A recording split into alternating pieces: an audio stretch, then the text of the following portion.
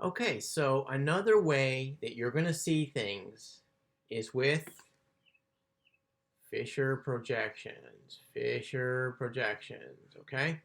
Fischer projections can also be used to represent molecules with chirality centers, and they're useful and you will see them. So I want you to be comfortable with them. Horizontal lines in a Fischer projection. This is a Fischer projection. I guess you can figure that out, right?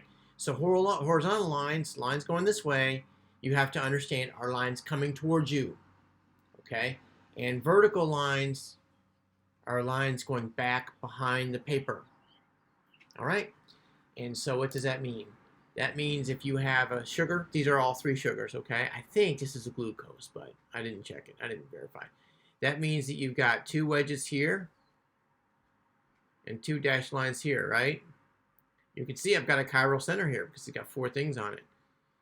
This is also chiral center. This is also, yeah, four chiral centers. Okay. So, and we would number those, or we would name those one at a time with R or S configuration, okay? So they're most useful when drawing molecules that have multiple chirality centers because there are so many chiral centers with all those hashes and wedges, just gets to be really ugly. And so biochemists are very accustomed to looking at structures like this, okay? And you can see, look at this hydroxyl's on the opposite side of these other three. And that's because, well, it turns out it's chiral center says that if those are wedges coming out, it's got to be on the other side. All right? So let me give you a couple more examples. Can you see how that these are enantiomers because they're mirror images, right? We've got a mirror image here. And these, there is no mirror image here. Okay, so those are diastereomers. Now, I want to point something out to you that David Klein says, and I like his method for this a lot. He says, look, this is very easy to convert this to a chiral center, or rather to the hash and wedge, because you're used to seeing stuff like this, right? Wedge, hash, right? That's how you're used to seeing stuff. He says very easy to do this. You have to be careful, but if you're careful, you'll get it. All you have to do is choose either of these and bring it out, right, as a wedge. And then that is a vertical, let's see, a horizontal one, it's got to be a wedge. And then make any vertical one a hash, and boom, there's your chiral center right there. Can you see that this sort of looks like that? Okay, and that works. So all you have to do is make a horizontal one, doesn't matter which one, a wedge, and a vertical one, a hash, and then you'll get the same thing, all right? I guess I'm going to make one more comment. This is going to be a short video, hopefully, but make one more comment about this. If you do that, let me just choose this one right here, okay? This is going to be H,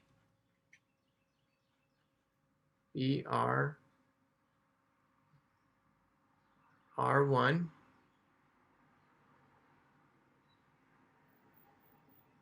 and something else, right? A carbon with another BR in it, okay? So let's say this R1 is a carbon, CH3, okay? So we can see, let's number this real quickly. I'm going to do it with gray. This will be number 1 because it's the biggest atom. This will be number 2 because it's tied with carbon, but we go a little further and this has other things on it. This will be number 3, and this will be number 4. Oops, I made that a hash. Oops, that was wrong. Wrong. Solid line, okay? Remember what we're going to do when we're naming this, right, is we're going to get the lowest priority group in the back. So I'm going to switch the hydrogen and the methyl group.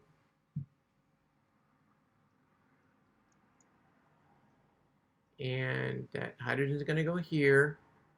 And this other beast, this other carbon is going to go down here. So this is 3.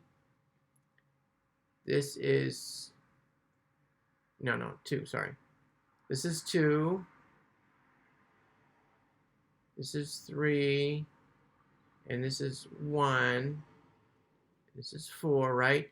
And we've got to make one more switch if it's going to be the right. Remember, you have to do 2 switches. So let's switch these 2, right? We want to leave hydrogen in the back.